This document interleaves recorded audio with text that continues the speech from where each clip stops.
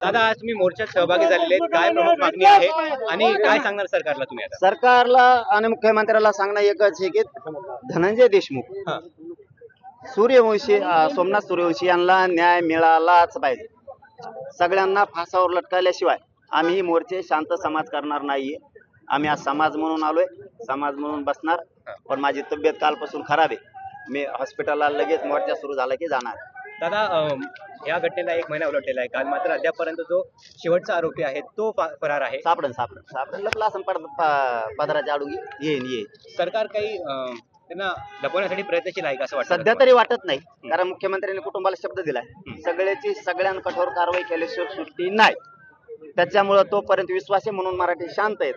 जर असं वाटलं दगा फटका होतोय तर राज्यात पुन्हा मोर्चे सुरू झाले म्हणून समजा. धनंजय मुंडे चला धन्यवाद. आपल्याला मोर्चा सुरू करून घ्यायचा. धनंजय मुंडे यांच्यावर वारंवार आरोप होत आहे की अरे तेच षडयंत्र करतोय एवढा मोठा मंत्री असून तो जातीवाद करतोय, तोच आरोपीच्या पाठीमागे उभा राहतोय, तो माझ्यावरच उलट केस करायला लावतोय. अजित पवार यांचं म्हणणं आहे की जोपर्यंत धनंजय मुंडे यांच्या विरोधात ते बाकी नाही मला माहित. मला एवढंच माहितीये संतोष देशमुखांना न्याय घेतल्याशिवाय आम्ही हटत नसतो.